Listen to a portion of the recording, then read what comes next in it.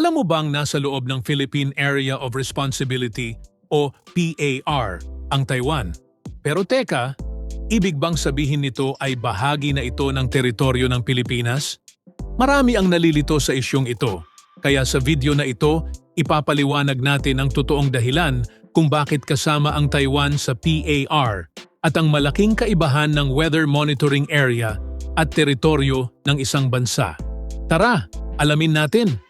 Hindi sakop ng teritoryo ng Pilipinas ang Taiwan kahit na ang malaking bahagi nito ay nasa loob ng Philippine Area of Responsibility o PAR.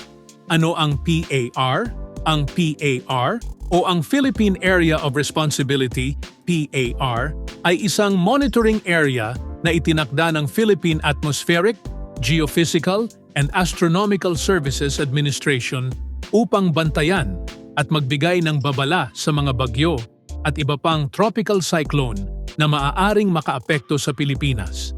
Hindi ito hangganan ng bansa at hindi ito nangangahulugang pagmamay-ari ng Pilipinas ang mga lugar na nasa loob nito.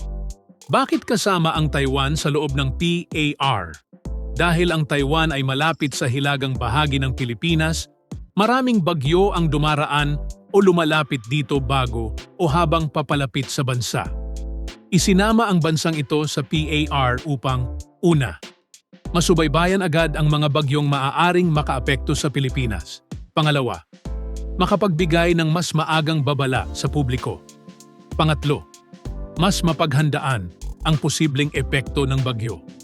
Sa madaling salita, isinama ang Taiwan dahil sa kaligtasan at weather monitoring, hindi dahil sa usapin ng teritoryo. Sakop ba ng teritoryo ng Pilipinas ang Taiwan? Ang sagot ay hindi.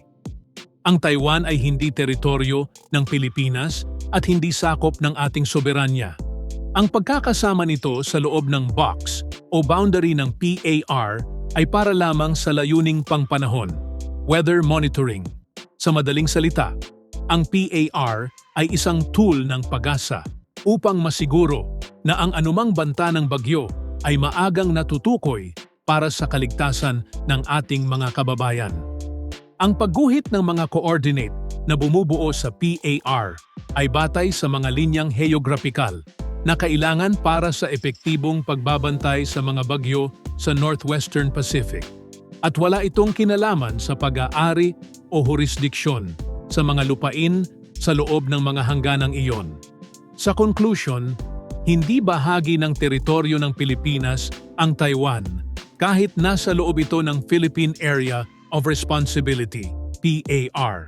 Ang PAR ay ginawa lamang ng pag-asa bilang weather monitoring area upang masubaybayan ang mga bagyong maaaring makaapekto sa Pilipinas.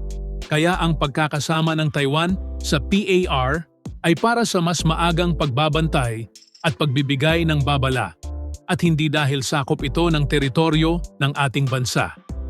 Ngayon, alam mo na kung bakit kasama ang Taiwan sa PAR at kung bakit hindi ito nangangahulugang sakop ito ng teritoryo ng Pilipinas. Kung may natutunan ka sa video na ito, huwag mong kalimutang i-like, i-share, mag-subscribe at mag-follow para sa mas marami pang malinaw, tama at napapanahong impormasyon tungkol sa panahon, kalikasan at iba pang kaalaman. Maraming salamat sa panonood at see you sa susunod na video.